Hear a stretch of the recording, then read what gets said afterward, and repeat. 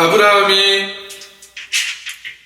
자신의 삶에 대한 두려움을 느끼고, 그리고 정말 하나님이 아들이 있겠다라고 말씀하신 그 말씀이 정말 나에게 일어나겠습니까? 라고 그 의문을 품었던 그 시작이 바로 창세기 15장에 나오고 있습니다. 아들을 내게 주신다고 하나님께서 약속하셨고 별들을 보며 약속하는 장면들이 나오는데, 그 전에 하나님께서는 15장 1절에 말씀하시기를 여호와의 말씀이 그에게 도착했다, 그에게 임하였다, 그에게 드러났다라고 말하고 있습니다. 이미 여호와의 말씀이 그에게 있었으나 그것을 하나님께서 다시 한번 드러내시는 장면입니다. 어떤 말씀입니까? 아브라함에게 임하여 말씀하시되 이르시되 아브라함아 두려워하지 말라, 나는 너의 방패이고 너의 지극히 큰 상급이다 라고 말씀하고 있습니다. 두려워하지 말라 라는 말로 하나님께서는 아브라함을 위로하시면서 이 말씀 가운데서 하나님을 향하여 다시 한번 신뢰를 드리게 하는, 믿음의 제사를 드리게 하는 그 요청을 하나님께서는 하고 계시다. 이것은 이미 우리에게 주어진 믿음의 축복인데 이것을 다시 발견하고 다시 회복하고 다시 알아차리라고 말씀하고 있는 것입니다. 너의 방패이다. 내가 너의 상급이다. 어떠한 것을 통해서 네 면류관을 삼으려고 하지 말고 하나님이 이미 너의 머리 위에 면류관으로 자리하고 있다는 것을 말씀하고 있습니다. 하나님은 오늘도 우리에게 똑같이 말씀하고 계십니다. 두려워하지 말라. 두려워하지 말라. 내가 너의 방패가 되고 내가 너의 상급이 된다라고 말씀하고 있습니다.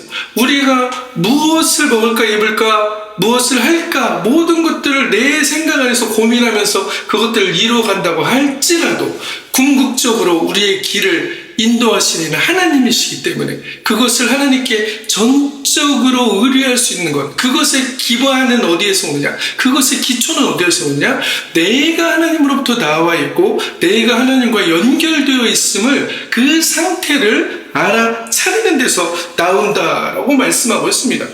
요한복음 14장 27절 예수님도 이렇게 말씀하셨어요. 평안을 너희에게 끼치노니 곧 나의 평안을 너희에게 주노라. 너희는 마음에 근심도 말고 두려워하지 말라라고 말하고 있습니다. 이 두려워하지 말라라는 말은 성서의 히브리어나 헬라어 원역본을 보면서 세어보면 두려워 말라라는 말은 365번이 나온다고 합니다. 여러 가지 해석들이 있겠으나 365번이 나온다라고 얘기하는 것은 매일 매 순간을 이 두려움으로부터 두려움을 끄고 믿음을 온하라는 fear of, 그 다음에 하나님께 드리는 faith를 온하라는 그 말씀인 것입니다. 하나님께서는 그 믿음 위에서 우리가 걸어갈 때만이 그 믿음을 통하여서 우리의 삶에 기름 부으신 그 놀라운 하나님의 능력과 역사와 축복들이 드러나게 된다라고 말씀하고 있는 것이에요. 그렇기 때문에 이 두려움을 꺼라, 두려움으로부터 빠져나와라, 두려움에 그 함몰되어 있지 마라라고 계속적으로 말씀하고 있습니다. 두려움은 어디서 오는 것입니까? 두려움은 분리되어 있다라는 그 영적인 착각에서 시작이 된다는 것입니다. 내가 하나님과 분리되어 있어. 나는 하나님으로부터 떨어져 있어. 이사야서에서는 뭐라고 말씀하십니까? 너희 죄악이 나와 너희 사이를 분리시켰다라고 얘기하고 있습니다. 그 죄악이 분리시킨 것을 하나님께서 뭐라고 그래요? 다시 그리스도를 통해서 합해 놓으셨다. 이미 이루셨다라고 말씀하는 것입니다. 이것은 다 이루어져 있다. 이미. 그런데 우리는 뭐라고 생각합니까? 계속적으로 이 죄의 문제 때문에, 죄의 책임을 내가 지려는 문제 때문에 나는 하나님과 분리되어 있다라고 생각할 때가 많이 있다는 것입니다. 그렇게 될 때 무엇이 우리 사이에 나타나요? 하나님과 우리 사이에 무엇이 나타납니까? 믿음이 사라지고 두려움이 우리의 삶을 지배하게 된다라고 말하고 있습니다. 두려움은 두려움의 주파수를 보내게 되어 있어요. 이 두려움의 주파수를 보내면서 계속적으로 어떤 일들이 일어납니까? 하나님 없이 살아가면서 근심하고 걱정하고 다음은 무슨 일이 일어날까? 내일은 어떤 일들이 일어날까? 내 계획대로 되어질까? 안 되면 어떡하지? 라는 그 수많은 두려움들이 어디서 오느냐?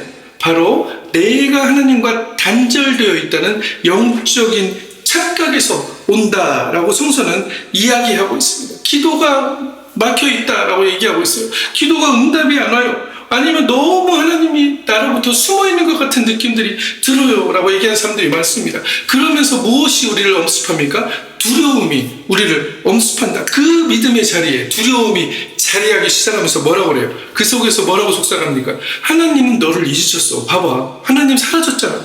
하나님은 너와 함께하지 않아. 네가 이 모든 것을 감당하고 온갖 수단과 방법을 동원해서 네가 생존하면서 살아가야 돼 라고 얘기하는 것이 바로 이 두려움이 우리에게 주는 마음이고 사탄이 우리에게 주는 마음이라는 것입니다. 이 세상은 그렇게 살아야 정석이야 라고 얘기하는 게 사탄이 우리에게 흔드는, 두려움을 가지고 흔들게 하는 그 사탄의 음성들이고 두려움이 우리에게 던져주는 마음들인데, 하나님께서는 분명히 이 성서에서 뭐라고 말씀하십니까?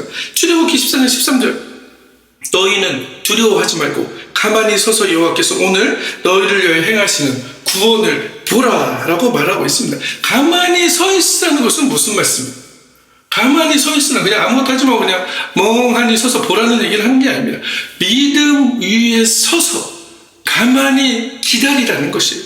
내가 사망의 음침한 골짜기를 걸어가는 것 같은 그 순간이 느껴진다면 거기서 하나님이 없다라고 두려워하지 말고, 거기서 하나님과 단절되어 있다라고 착각하지 말고 뭐라는 것이에요? 믿음 위에 서서 가만히 하나님과 연결되어 있는 그 믿음을 켜라, 믿음의 등불을 켜라 라고 말씀하고 있습니다. 그럴 때 뭐라고, 어떻게 된다는 것입니까? 우리의 삶에서 하나님이 너를 위하여 싸우는 것을, 너의 방패가 되는 것을, 너의 면류관이 되시는 것을 너희는 보게 될 것이다 라고 성서는 분명하게 증언하고 있어요. 하나님의 말씀은 무엇입니까? 이 세상을 살아가는 법칙이에요. 우리가 어떻게 세상을 살아가고 어떠한 태도를 취하면서 살아가고 어떠한 선택을 하면서 살아갈 것인가를 우리에게 지침서로 보여준 것이 말씀이고, 이 말씀이 육신이 되어서 예수 그리스도는 우리에게 삶으로, 육신의 삶으로 그것이 가능하다는 것을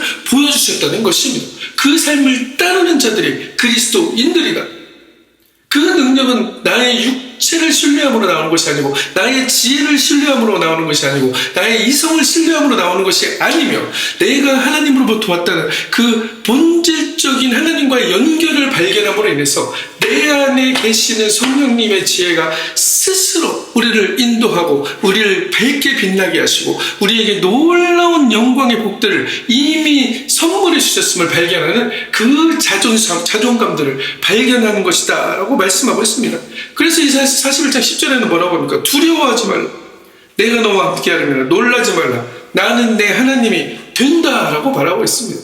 어떠한 상황에서도 하나님과 연결되어 있는 것을 잊지 마라. 두려움에게 그 자리를 내어주지 마라. 두려움을 켜지 마라 라고 말씀하고 있습니다. 믿음의 빛을 켜라, 믿음의 스위치를 켜라, 믿음의 주파수를 하나님께 보내라 라고 말씀하고 있는 것이요, 내가 너를 굳세게 하리라, 참으로 너를 도와주리라, 참으로 나의 의로운 오른손으로 너를 붙들겠다 라고 말씀하고 있습니다. 우리의 시선이 하나님을 믿는다고 하면서 그 믿음이 진정으로 거기까지 내 안에서 나오는 정말 믿음의 주파수들이 그렇게 흘러나오고 있는가를 하나님은 보시겠다라고 말하고 있습니다.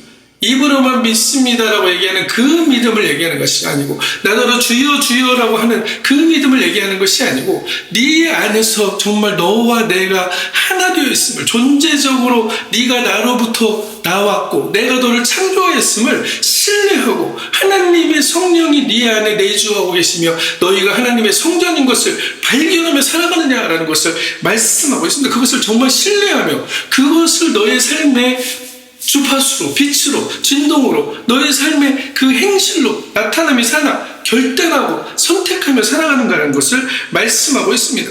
작은 눈짓 하나가 엄청난 슈퍼품을 일으키는 그런 일들이 그 수많은 과학적인 세계에서도 이미 그것들을 증명하고 있잖아요. 나비 효과라는 것을 옛날에 사람들이 많이 얘기했었습니다. 이쪽에서 작은 나비 날갯짓을 했을 때 저쪽에서는 엄청난 폭풍으로도 일어날 수 있다. 그것이 과학적으로 증명이 되어진 시대에 우리가 살고 있다는 것을 얘기하고 있습니다. 우리가 자그마한 영적인 손짓을, 눈짓을, 주파수를, 진동을 보낸다고 할 때 그것은 하나님께 엄청난 믿음의 고백들로 드려지게 된다는 것을 말하고 있습니다. 아브라함이 이것을 믿었더니 하나님께서 이것을 의로 여기셨더라라고 말씀하셨던 그 하나님의 놀라운 믿음의 인정들을 보시고 하나님께서는 그 안에서 하나님의 놀라운 능력들로 우리의 삶 가운데서 드러나는 역사들을 이루어가신다라고 말씀하고 있습니다. 이것은 추상적인 얘기가 아니다. 추상적인 얘기 아니라 현실적인 얘기다. 그런데 우리가 우리의 눈으로 보는 현실, 그것을 넘어선 하나님의 현실에서 일어나는 놀라운 기적의 역사들이라는 것을 말씀하고 있습니다.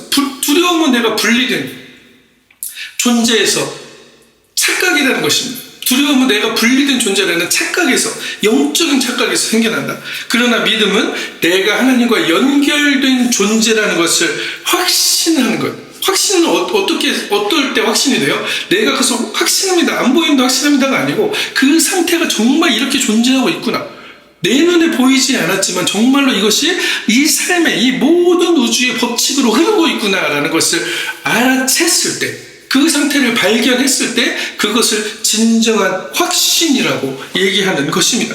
이 예배를 통해서 우리에게 하나님께서는 또 이렇게 말씀하고 있습니다. 너는 혼자가 아니고 너는 나와 단절되어 있지 않고 나는 너와 함께 아직도 하고 있다라고 말씀하고 있습니다. 우리의 확신의 근거를 이곳에 둘 때만이 하나님은 우리의 놀라운 삶 가운데서 진정으로 함께하는 것을 이 육신의 현실에서도 드러내신다라고 말씀하고 있습니다. 그것을 원하시는 하나님, 내가 너와 함께하는 것을 내가 보여주길 원한다. 너의 믿음의 그릇들을 넓히고 그 안에 하나님의 기름을 채우라라고 말씀하고 있습니다. 그렇게 될 때 우리는 하나님께 연결된 믿음의 신호를 보내게 되어야 됩니다. 믿음은 말로만 하는 것이 아니고 믿음은 하나의 신호가 되어진다라는 것입니다. 하나님께 보내는, 하나님께 연결되어 있다는 연결의 신호이고 하나님과 연결되어 있다는 빛의 신호입니다. 하나님, 제가 여기 있으니 하나님을 신뢰하고 그 연결되어 있음을 내가 발견하고 하나님께 이 믿음의 신호를 보냅니다 라고 할 때 하나님께서는 언제나 우리에게 같은 음성으로 응답하십니다. 내가 내 기도를 들었고 내가 너를 잊지 않고 너와 함께하고 있다. 시편 46편 10절에도 이렇게 말씀하고 있죠. 너희는 가만히 있어 내가 하나님 됨을 알지어다. 하나님 됨을 알라라고 말씀하고 있습니다. 하나님은 어떤 일들을 행하시는지 너희가 그것을 발견하라. 내가 먼 나라 중에서 높임을 받으리라. 가만히 있으라는 건 아까 말씀드린 대로 멈추라는 뜻이 아니다. 믿음의 위치에 그대로 서 있으라는 뜻입니다. 하나님을 신뢰하는 그 법칙 위에 서 있고 하나님이 나와 함께한다는 그 확신 위에 서 있으라는 것입니다. 움직이지 않고 흔들리지 않고 반석 위에 서 있는 것처럼 그 자리에 서 있으라는 것을 말씀하고 있습니다. 요한일서 4장 16절 사랑하는 이는 두려움이 없고 온전한 사랑이 두려움을 내어 쫓나니 두려움에는 형벌이 있음이라. 두려워하는 자는 사랑 안에서 온전히 이루지 못하였다라고 말씀하고 있습니다.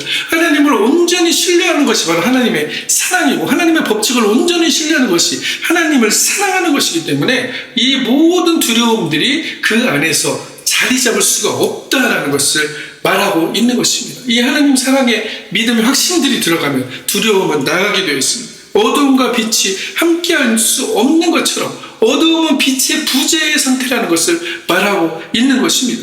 우리 마음에 다시 하나님의 믿음의 사랑의 신호를 켜시길 바랍니다. 그렇게 하나님께 감사하고 하나님께 기뻐하고 하나님께 찬양할 때 이것이 바로 우리가 하나님께 보내는 믿음의 주파수가 되고 믿음의 신호가 되고 믿음의 연결의 통로가 된다라고 말씀하고 있습니다. 이제 두려움의 신호를 끄고 믿음의 신호를 켤 때이다 라고 하나님께서는 오늘 또 우리에게 다시 한번 우리의 예배를 통하여 이 자리를 통하여 우리의 삶을 통하여 요청하고 있습니다. 그렇게 될 때 그 연결된 자들은 어떤 삶을 살아가냐? 고요한 자신감이 있다. 하나님으로부터 오는 자존감을 가지고 있기 때문에 고요한 자신감을 가지고 있다는 것입니다. 나 이런 사람이야 안 떠들어도 하나님께서 주시는 그 충만한 자신감과 자존감 안에서 모든 것들을 수용하고 받아들이고 모든 것들을 아주 온유한 태도로 그것들을 받아들일 수 있는 그러한 존재가 되어진다라고 얘기하고 있습니다. 누군가 내 자존심을 건드리면 기분 나쁘죠. 나 이런 사람인데 쟤는 왜 저래? 라는 생각들을 할 때가 많습니다. 그렇지만 그것들의 근본에는 나는 이런 사람인데 내가 나를 이렇게 일궈왔는데 라는 것이 들어있다는 것이죠.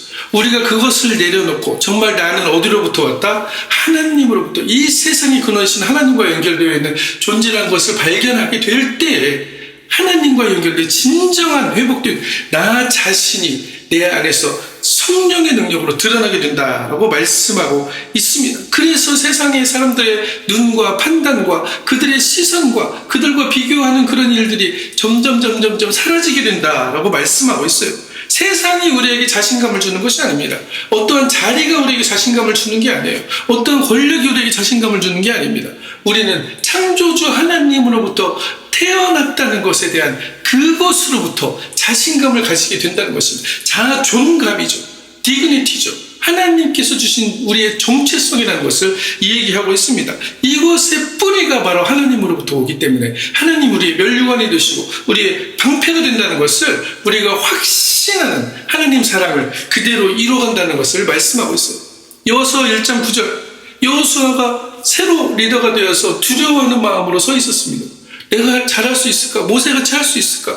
내가 정말 그렇게 할 수 있을까라고 할 때 하나님께서는 내가 내게 명령한 것이 아니냐, 강하고 담대하라, 두려워하지 말며 놀라지 말라, 내가 어디로 가든지 내 하나님 여호와가 너와 함께한다라고 말씀했던 것입니다. 그는 젊고 두려웠지만, 경험이 없다고 생각했지만, 리더십이 없다고 생각했지만 하나님께서는 그의 어깨를 붙들고 뭐라고 그랬어요?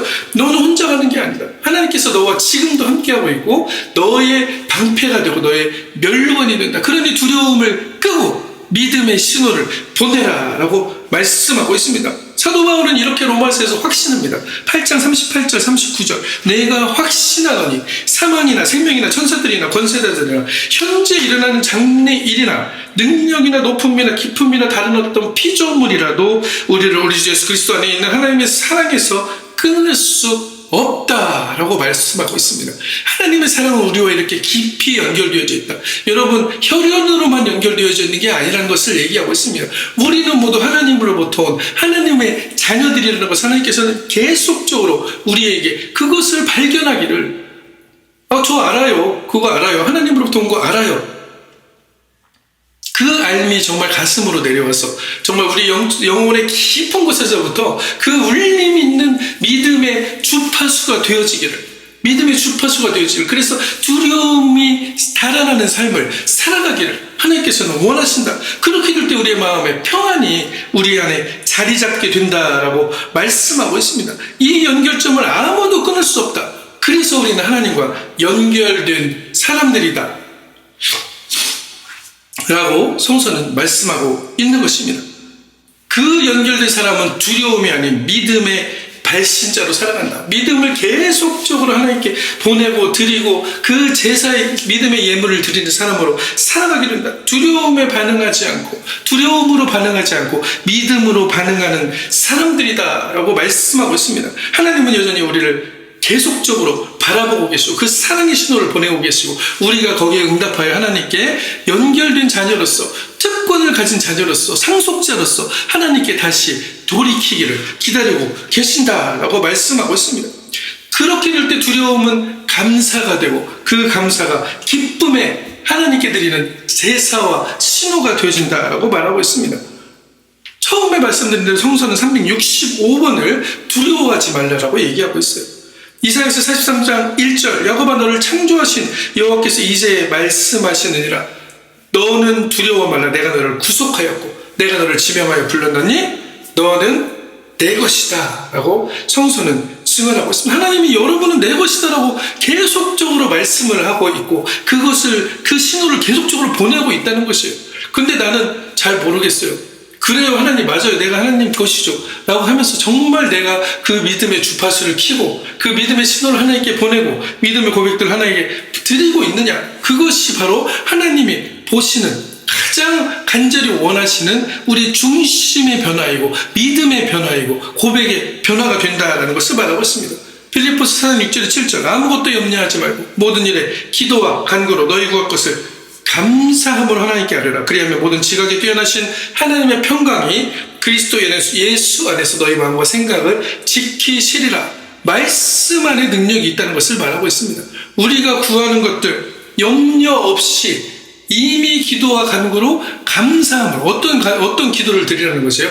감사의 기도로 이미 받은 것으로 여기고 감사의 기도를 하나님께 아뢰면 우리 안에 평강이 자리하게 되고 그 평강을 통하여서 현실로 기도의 응답들이 이루어진다는 것을 얘기하고 있습니다. 기도하고 두려워하고 있고 기도하고 걱정하고 있고 기도하고 떨고 있다면 그것은 믿음의 주파수가 아닌 두려움의 주파수를 계속 보내고 있는 것이에요. 그렇다면 그 기도는 하나님께는 두려움이라는 주파수로서 두려움이라는 신호로서 도달하게 된다는 것을 얘기하고 있습니다. 우리가 기도하고 간구한 것은 감사함으로 이미 받은 줄로 알고 마음의 평안이 자리할 때까지 끝까지 기도하는 그 기도를 통해서 하나님께서는 어떻게 하신다? 우리의 삶 가운데서 응답의 열매들, 기적의 열매들을 맺게 하신다. 내가 너의 면류관이 되리라. 그것을 하나님께서는 이루어 내신다라고 말씀하고 있습니다. 오늘 우리는 이러한 신호들을 하나님께 보내드려야 됩니다. 이러한 제사들을 하나님께 드려야 됩니다. 이러한 믿음의 고백들을 하나님께 드려야 됩니다. 나는 두려움 아닌 믿음으로 연결된 자이고 나는 고립된 자가 아니고 단절된 자가 아니고 끊어진 자가 아니고 하나님께 속한 자이고 그분 안에서 나는 견고하게 흔들림 없이 하나님이 이루시는 구원을 볼 것이다 라는 고백들을 해야 됩니다. 오늘 우리 믿음의 신호를 켜고 두려움의 신호를 끄시기를 바랍니다. 그때에 비로소 하나님께서는 일하십니다. 하나님의 일하심이 드러납니다. 하나님이 나의 면류관이 되시고 나의 방패가 되심이 드러납니다. 이러한 하나님과의 연결을 통하여서 우리의 삶의 모든 환경에 굴복하고 지배되고 흔들리지 않고 하나님의 평안을 가지고 정말 노아의 방주 안에 있는 것처럼 그 평안한 항해를 인생의 항해를 이루어서 하나님이 너와 함께 하시는구나, 정말 살아있구나, 하나님이 기적이 하나님이 너희들 가운데 계시는구나 라는 것을 이웃의 입을 통하여 드러내는 우리의 삶이 되시기를 그리스도의 이름으로 간절히 축원합니다.